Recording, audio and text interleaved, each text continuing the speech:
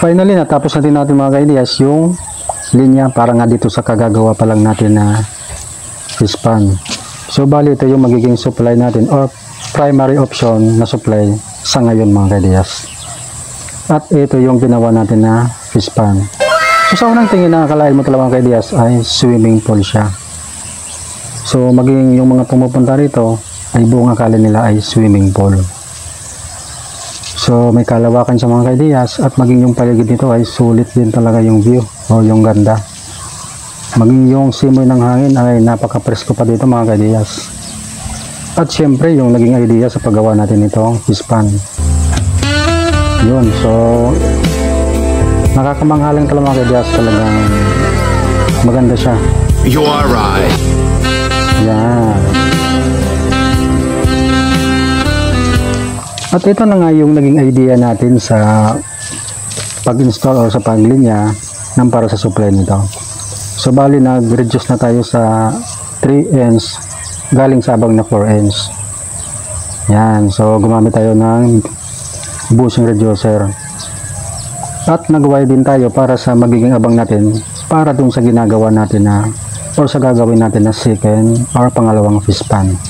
Yes po mga maming sir, may second fish pan po tayong gagawin. So sabi nga, di naman masamang sumubok. So we're hoping na magiging okay po ito na pinagkakabala namin.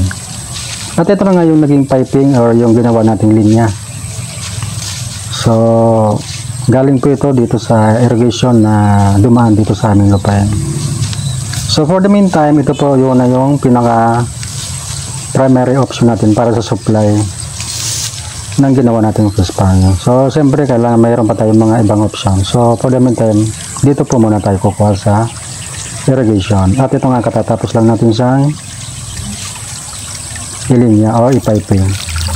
At naglagay din tayo mga ideas ng plug para in case na hindi natin kailangan magpapasok ng tubig ay sasaraduhan lang natin siya o sasarahan. Then pag magpapapasok tayo ay yun, madali lang, bubuksan lang natin sa mga ideas. At syempre kailangan pag nagpapasok tayo mga ideas ay ilagyan natin siya ng, so ako lalagyan ko ito ng net once na magpapapasok na tayo ng tubig. So para ma-prevent natin na makapasok yung mga anumang dumi at syempre yung ibang similya rin na mga isda na makakasagabal sa paglaki ng alagaan natin na tilapia o fingerling. So para ma-prevent natin yung mga idea. Yan. So yun yung naging idea natin.